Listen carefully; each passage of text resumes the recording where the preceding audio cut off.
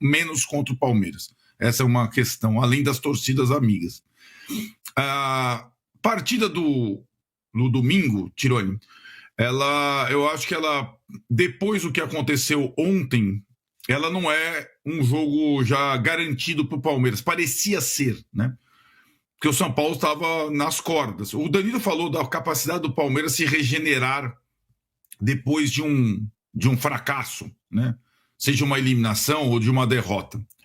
Né? O São Paulo, historicamente, tem muita dificuldade de se regenerar pós-eliminação de Libertadores. Não é mais o rei da Libertadores, esse rei da Libertadores passou a ser o Palmeiras, né, de participação e tudo mais, mas seguramente é o time brasileiro que mais sofre sequelas pós-eliminações de Libertadores, com jogadores crucificados, 1000 questões, desde o Palhinha em 94, do Tri, passando por até Rogério Ceni, Adriano Imperador, jogadores expulsos, Lúcio pentacampeão, Muricy, né, Trajano? Lembra quando o Muricy foi demitido depois da Libertadores, morava no teu prédio, lá contra o Cruzeiro? Então, o São Paulo, para se regenerar pós-Libertadores de eliminação, é tradicionalmente muito difícil.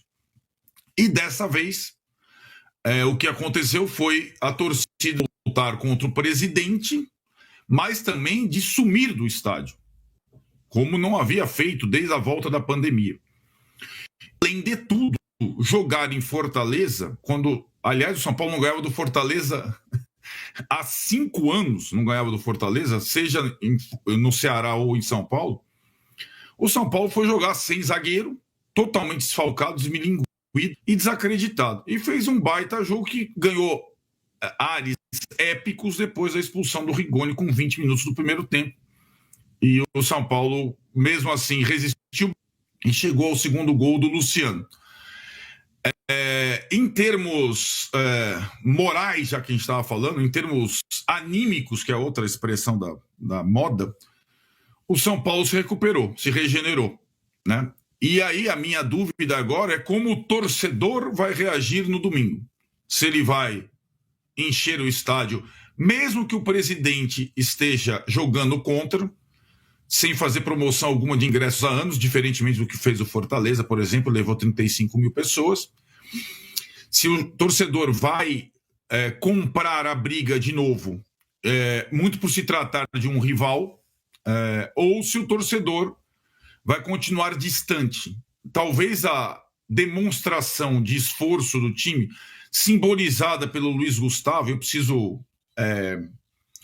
destacar aí a presença de um jogador que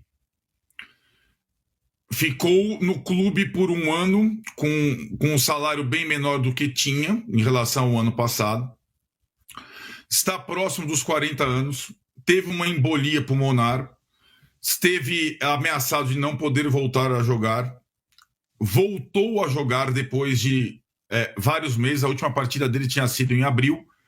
Como não tinha zagueiro, foi improvisado como zagueiro e fez uma partida espetacular.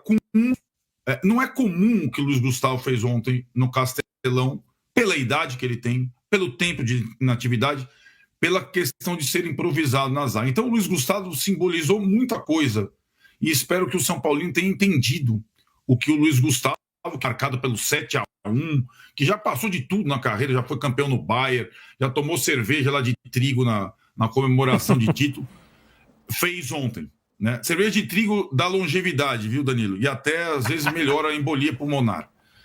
E aí, cara, eu acho que ainda tem todas as condições do Palmeiras. O Palmeiras está jogando o melhor futebol do Brasil nesse período, como diz o Trajano, nesse mês, quinzena, sei lá o quê. Tem uma dupla de ataque infernal. Vai ter tudo que o Abel sempre reclama. Ele vai ter gramado bom, intervalo perfeito entre as partidas, enquanto o adversário está voltando de viagem hoje, está não sei o quê, não sei o quê. Então, o Palmeiras tem a faca e o queijo na mão, né, para ganhar no Morumbi, onde normalmente não ganha.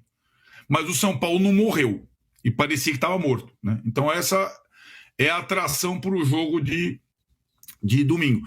E é curioso, né, Trajano? Quando o Trajano sempre falava aqui, não, porque o Lucas e o Oscar, não tem Lucas e Oscar, né? E não tinha Luiz Gustavo também. Teve o Luiz Gustavo, o Lucas não foi para Fortaleza, o Oscar voltou a ser relacionado, ficou no banco, não entrou em nenhum momento.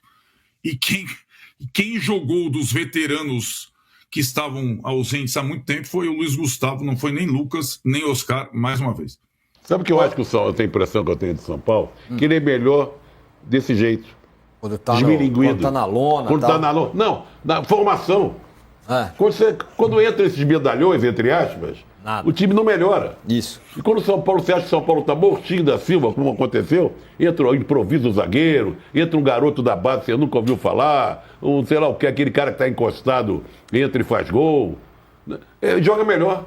Então, por exemplo, o ponto de interrogação para esse jogo contra o Palmeiras é que São Paulo é esse.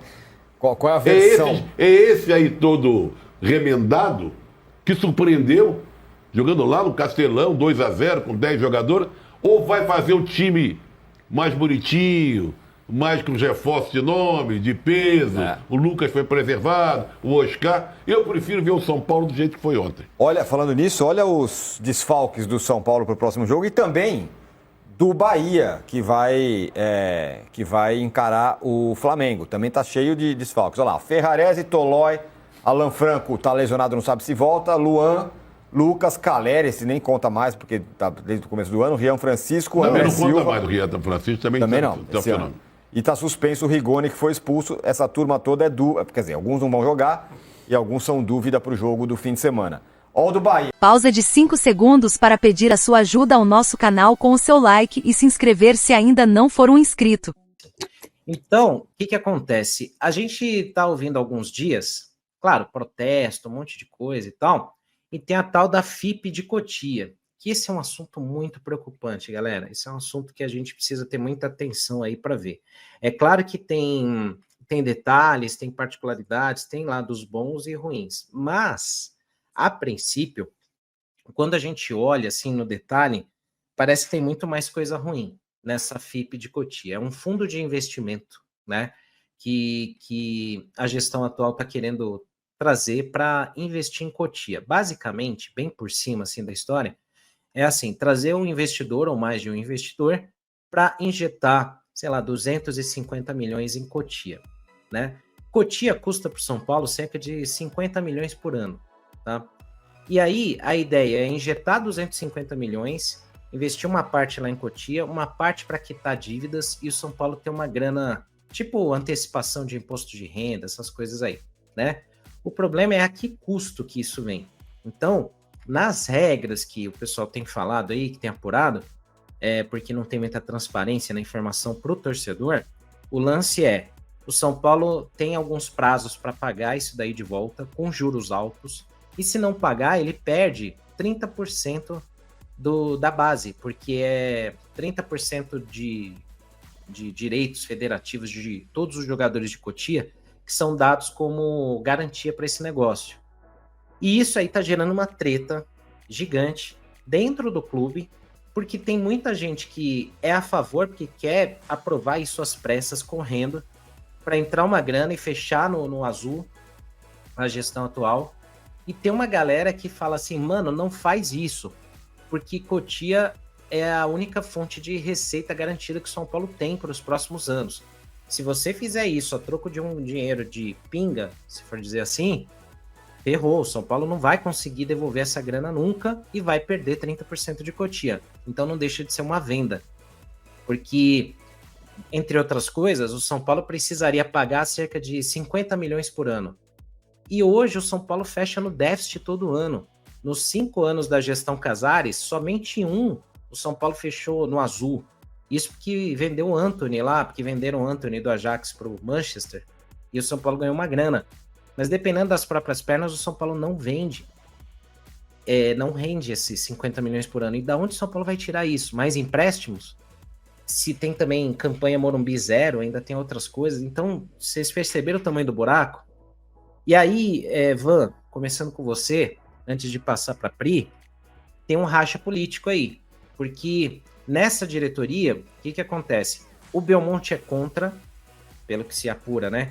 O Belmonte é contra e o grupo político do Belmonte é contra isso. E o grupo do Casares é a favor e quer fazer isso para fechar no azul. E nesse racha político, especula-se a saída do Belmonte, a demissão do Belmonte, porque não que ele seja um bom ou maravilhoso diretor de futebol, mas se o trabalho dele até ontem funcionava e eles não cogitavam demitir o Belmonte, agora que estão falando desse assunto que teve o racha político, aí cogita-se a demissão do Belmonte. Então ele passou a ser ruim só por causa da discordância com o Casares. Esse é o cenário que se desenha, Van. Então, queria que você comentasse um pouquinho a tua opinião, e depois a Pri, porque isso é muito preocupante, enquanto a gente está aqui preocupado com o ataque do São Paulo, que não está fazendo gol, que é realmente outro assunto importante, mas enquanto a gente está focando na bola na rede, está rolando isso aí nos bastidores, que pode ferrar o São Paulo para o resto da vida, né? Então é complicado, né, Van? Uma coisa muito ligada à outra, né, Senna? Lance do que está acontecendo nos bastidores do São Paulo, questão política, com a questão dentro de campo, né? E agora a gente vê as duas situações muito em choque e muito em racha, né? O campo não corresponde, os bastidores estão uma confusão, uma coisa interfere na outra e não tem como, é um ciclo que em algum momento precisa ser quebrado para que aconteça uma mudança. Esse lance do FIP de Cotia, a gente presta muita atenção e a gente tenta se informar do que está acontecendo, porque realmente interfere no presente e no futuro, a médio e a longo prazo do São Paulo, né? E como você disse, para sempre. Então é algo realmente para a gente ficar atento, porque envolve uma questão política, de maneira geral, que um grupo apoia e outro não, e eles acabam discordando, e às vezes essa discordância não é nem muito por questão idealista, é mais muito por questão política mesmo, não por muito concordar ou discordar daquilo, mas às vezes é uma questão idealista de seguir que um grupo está se posicionando. E assim, eu acho que na prática, se a gente lê, a gente acaba concordando em algumas partes do FIP de Cotia, acaba vendo que é uma boa ideia, que algo precisa ser feito, algumas questões e ideias são interessantes, o que pode acontecer para movimentar, para conseguir deixar profissional e potencializar, fazendo com que o São Paulo volte a ficar forte no mercado, nessa questão de base, tanto de trazer atletas, como também a parte de vender depois, né? Aumentando a potencialização profissional mesmo, né? Trazendo profissionais para observar os atletas, tendo atletas, uma porcentagem maior de atletas que sejam realmente de alto rendimento, já de alto rendimento, na base, e também na parte de venda, de fazer o São Paulo voltar a ser uma vitrine muito boa para o mercado europeu, que seja, ou de outras ligas, né, que chamem a atenção.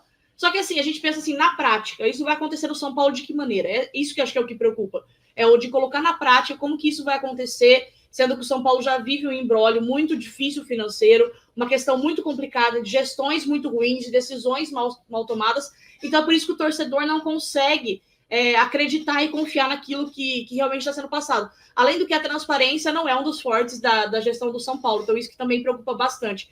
Então eu acho que assim, tem pontos positivos, tem pontos a ser analisados que nos preocupam, mas eu acho que o que mais deixa a gente assim com o pé atrás é realmente a questão política desse racha, de como isso vai se desenrolar, além de que a gente, na prática, como que isso vai ser realmente aplicado em algo que é um dos fortes do São Paulo. Acho que o São Paulo tem muitos pontos fortes, né? Um deles é Cotia, que muitas vezes salva o São Paulo, tanto esportiva quanto financeiramente, e tem sido um problema muito latente. Eu acho que, esse lance a gente fala, Cotia sempre salva, e a gente precisa estar atento a Cotia, tem se mostrado de maneira escancarada esse ano, nessa temporada, o quanto é realmente importante. Tanto pela questão financeira, que realmente é aquele dinheiro que vai entrando, por mais que a gente não consiga vender bem, mas também a gente viu o quanto vender mal tem atrapalhado o São Paulo, porque dentro de campo a gente acabou com as nossas opções. A gente poderia ter muitas opções, por exemplo, no nosso banco atualmente, que a gente não consegue enxergar agora, a gente não vê,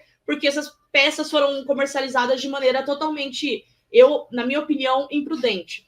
Então, é isso, eu acho que tem que ter muita atenção para tudo que está acontecendo, eu acho que o torcedor tem que sim protestar e pedir informações quanto a isso, o que a gente vem trazendo aqui também. No site do Arquibancada tem algumas informações sobre isso, em relação ao FIP de Cotia, bem explicado o que como que vai funcionar. Então, por favor, acessem para vocês terem mais ideia do que é isso também. E também o presidente Júlio Casares trouxe informações numa entrevista que ele deu ontem, ele falou também detalhadamente sobre isso para a Esportes. Mas é ficar atento e prestar atenção para que a gente possa protestar e criticar quando for necessário, e também ver alguns pontos que sejam positivos em relação a esse projeto. Ei, se alguém estiver precisando de gás aí, tá passando na casa de alguém. Aqui na minha casa. É aqui. Eu acho que é a Adélia Gás. Não quero fazer propaganda, mas é a Adélia Gás. Adélia Gás? Adélia Gás. Adélia Gás. Putz, Adélia Gás, passando aqui na sua rua. quem tá precisando de um gás é o São Paulo, viu? Porque, pelo amor de Deus, mano, é só Tá. notícia complicada, é só preocupação, cara. E Pri, isso aí é um negócio que, assim, é como eu falo, né? Claro, a maioria está preocupada com o resultado dos jogos, e, claro, isso preocupa, a gente tem que vencer e tal. Mas enquanto a gente está ali focando na escalação do Crespo, quem que vai fazer gol, quem que joga ali nas alas e tal, tá rolando isso daí, e isso é uma treta que, assim, a eleição para presidente do São Paulo é só no ano que vem. Mas a impressão que passa sempre é que o futebol está sendo deixado de lado, enquanto os caras estão vendo essa correria toda e dedicando todas as forças nisso. Você vê que tem um esforço gigantesco para passar a aprovação dessa FIP de Cotia no Conselho, e já se fala que isso não vai ser aprovado, porque assim, o grupo político do Belmonte tem muitos votos, tem gente da gestão Casares, inclusive, que não está a favor disso, porque não entendeu ou não viu direito o plano, e está sendo feita uma propaganda massiva dentro do clube para aprovar. O que você já ouviu disso, Pri? Porque toda vez que a gente vai para os jogos, a gente escuta um ruído ali, aqui, né? E das apurações que a gente vê, parece que a coisa tá pegando fogo nesse sentido, né? Senna, cara, a eliminação do São Paulo, né? A gente é muito louco pensar que há 2 semanas, ou até uma semana, quando ainda tinha chance de virar o placar, né? Literalmente há uma semana, quinta passada, estávamos lá com o sonho do Tetra vivo. E é muito louco de ver como em uma semana o cenário muda muito. Gonzalo Tapia brilha na vitória do São Paulo contra o Fortaleza. O tricolor paulista venceu por 2-0 e o chileno fez uma baita de uma partida. Ele foi escolhido, né, como o melhor jogador do confronto, ganhou lá o troféuzinho da patrocinadora oficial do Brasileirão. E aí todo mundo, né, está falando sobre isso. Confesso também que gostei bastante da participação do Tapia. Acho que é aquele tipo de jogador que não dá para comprar, é um bom emprestado, mas você comprar e ter em definitivo pode ser um problema para o seu elenco a longo prazo, mas realmente fez uma partidaça. Além do gol, que foi muito importante, tirou essa nhaca do São Paulo de não fazer gols, o último gol tinha sido marcado na partida contra o Botafogo, olha quanto tempo já tinha sido feito esse gol, que foi inclusive com o Dineno. Mas realmente, né, num período que Ferreirinha não tá bem, Luciano não entra bem, o Rigoni estava mal, o Tapia estava ali na dele e agora ele agarrou a oportunidade. A gente já pode discutir, e muitos estão falando, sobre a possibilidade do Tapia ser titular contra o Palmeiras. Por que não? Uma dupla com Tapia e Luciano, Tapia e Ferreirinha. Alguns falam em Tapia e Dineno, acho que aí já é demais. Mas acho que o Tapia poderia ter mais rodagem, né? Mostra que realmente foi um jogador importante, pode ser um jogador importante enquanto estiver contrato com o São Paulo, e realmente fez a diferença. E mesmo com um a menos, ele brigou ali, ele correu por ele, pelo Rigoni, né, atrapalhou lá e fez a pressão para cima dos zagueiros do Fortaleza, cobriu espaço, ajudou na marcação, puxou contra-golpes, tanto é que ele saiu extenuado na reta final da partida, porque já não aguentava mais correr, estava visivelmente desgastado porque fez de tudo e se matou dentro de campo. O Gonzalo Tapia, ele pode ser um jogador que tem as suas limitações e elas não são poucas, tá? Realmente, se a gente for parar para analisar tecnicamente, o Tapia, que ainda é jovem, inclusive, tem apenas 23 anos, é o jogador que tem as suas limitações, mas ele compensa com muita disciplina tática, com muita vontade e sempre brigando pelas bolas. Foi assim, por exemplo, que o São Paulo foi campeão da Copa do Brasil de 2023, com alguns jogadores que tinham a sua limitação, mas que naquele ano e naquela competição se sobressaíram e ficaram ali, né, talvez no auge das suas carreiras, por exemplo, Caio Paulista, o David, que também foi super importante naquela campanha, o Michel Araújo também, que foi de suprema importância, o Wellington Rato. Então, é um jogador operário que pode ser funcional dentro do grupo e ajuda bastante. E foi dele, né, o gol que, tudo bem que o Luciano depois massacra ali, termina, dá a contagem final, mas foi esse gol do Tapia que talvez tenha dado a confiança necessária para o São Paulo seguir para a sequência da temporada. O número importante das anotações tricolores lá do Alexandre Gisbrecht, o Gonzalo Tapia ele se tornou o chileno com maior gols na história do São Paulo. Ele chegou ao mesmo número de gols do Sierra, ambos têm 3 gols, e agora o chileno, ele pode falar para todo mundo que ele é o chileno, no Chile, ninguém nasceu no Chile que tenha mais gols do que Gonzalo Tapia. Inclusive, tá? Outro dado importante do SPFC Estatística, desde que o Tapia estreou pelo São Paulo, ele é o jogador que tem mais gols ao lado do Luciano. pega o momento da estreia do Tapia até a partida contra o Fortaleza, só nesse recorte. Ninguém fez mais gols do que o Tapia. O Tapia fez 3 gols e o Luciano fez outros 3.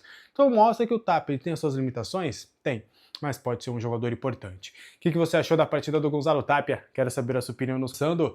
Luiz Gustavo fez um partidaço também, e querendo ou não, uma história de superação, né? Eu sei que a gente tem questões, porque, pô, jogador de futebol e tudo, mas, cara, o Luiz Gustavo, ele passou por um problema sério de saúde.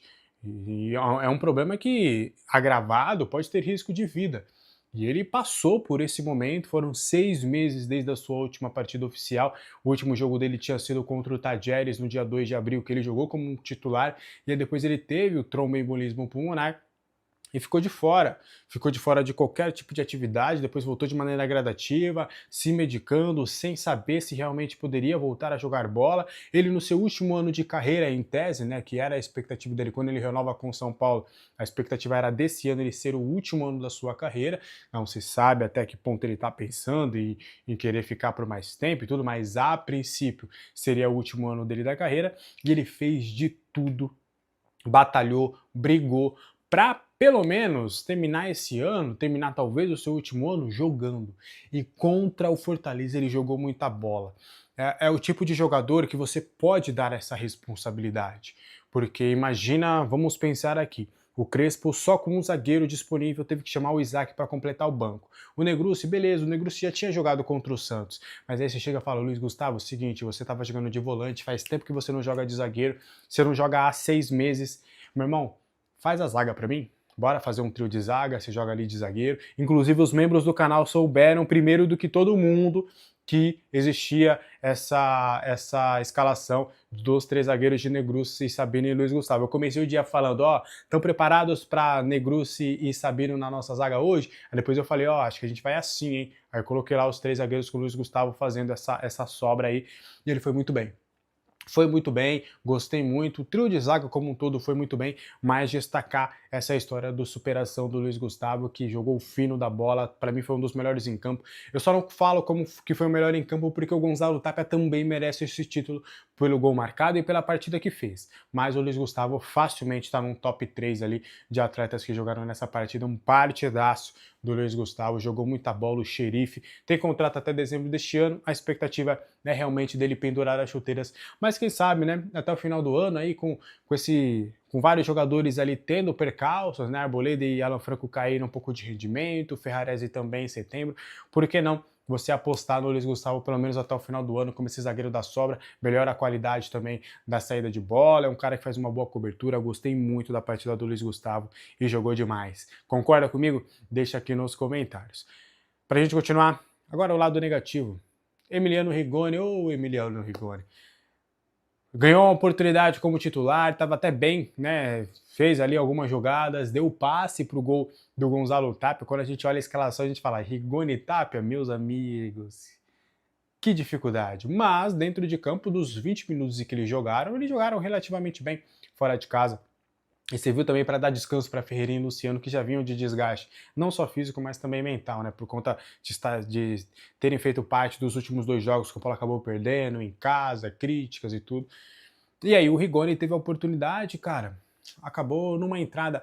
A gente pode discutir se foi expulsão ou não, tá? E eu de fato, Alex, eu acho que é o tipo de decisão que o árbitro tem que tomar no campo. Eu não acho que é um lance pro VAR se intrometer e falar, tem que marcar o pênalti. Acho que até é um dos erros que eu detesto do Wagner Hillway, que ele adora reapitar a partida. E acho que realmente é um lance de deixar no campo. Eu sou dos caras que defendem a pouca intervenção do VAR. O VAR tem que ser acionado só realmente em lances que há o erro claro e não erros interpretativos. Tanto é que você falar com especialistas, comentaristas, eu até acho, tá? Eu no campo, eu teria expulsado, tá? Eu acho que o Rigoni realmente, ele vai com o pé, ele vai com a sola em cima, pega ali no pé do Daverson no alto, acho que e ele não tá, em nenhum momento ele tira o pé, sabe? Em nenhum momento ele recolhe o pé, ele vai realmente com tudo no impacto, e acho que é merecido.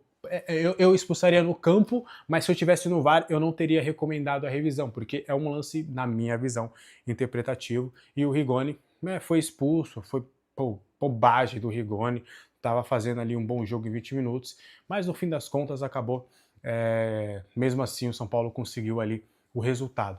E aí o Rigoni não jogou 45 minutos, né? Jogou só 20 e não vai jogar contra o Palmeiras. E lembrando que tem uma cláusula no contrato do Rigoni que se ele jogar 12 partidas por pelo menos 45 minutos, ele tem o contrato renovado automaticamente. Até o momento ele jogou só 3, faltou 9.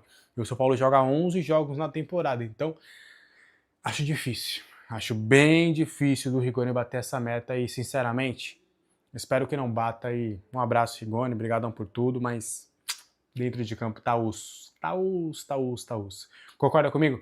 Deixa aqui nos comentários antes de agora fechar o vídeo de hoje, falar sobre Negrucci. Negrucci foi um dos destaques da partida do São Paulo, zagueiro, né, volante, na verdade, improvisado na zaga. Ele chegou até a fazer alguns jogos nas categorias de base durante a sua formação como zagueiro, também como lateral, mas nos últimos anos na base tem se consolidado como volante. E aí, sem essas opções na zaga, né, mais uma vez o técnico Hernan Crespo acabou recorrendo ao jogador que fez uma boa partida. Eu gostei muito da partida do Negrucci, uma partida segura, uma partida autoritária. Ele era zagueiro na base, né, e fez uma partida ali. Pode não ser aquele zagueiro teatral, aquele zagueiro, né, classudo, que isso faz graça, mas é um zagueiro muito correto. Jogou muito bem ali pelo lado direito, pouco o Fortaleza fez. Ele é um cara que realmente tem um bom passe, um bom posicionamento, que isso é muito importante para um zagueiro, fez um bom trio ali de zaga. E aí vai uma informação exclusiva sobre o Negrucci. São Paulo já iniciou as conversas para a renovação de contrato do zagueiro, ele tem vínculo com o Tricolor Paulista até o meio do ano que vem, então depois de janeiro ali já vai poder assinar um pré-contrato com qualquer outro clube. Tem clubes italianos na mira do Negrucci, ele tem dupla cidadania, então ele não seria um estrangeiro, né, em solo italiano, que normalmente atrai os clubes europeus. Então o Negrucci aí, o São Paulo está buscando ali uma renovação, está conversando ali por uma renovação até 2027, então seria uma renovação por mais um ano e meio ali mais ou menos, e o São Paulo está trocando essa ideia ali para tentar a permanência do Negrucci, acho que tem que ficar mesmo, porque é um jogador que tem muita... que é um jogador promissor, né? Talvez a gente pode sempre olhar para jogadores mais promissores como William Gomes, Lucas Ferreira e tudo, mas acho que é importante também a gente ver esses jogadores de complementação de elenco, de jogadores que podem ser importantes ali do decorrer da temporada, como o Negrucci, gosto muito dele, além da humildade que ele teve, né, de ter descido para o Sub-20 para ter espaço, e assim ele fez, foi capitão. Então o São Paulo está tentando a permanência do zagueiro barra volante, que foi muito bem na partida contra o Fortaleza. Você acha que o São Paulo tem que renovar com o Negrucci? Deixa aqui nos comentários. Esse foi o vídeo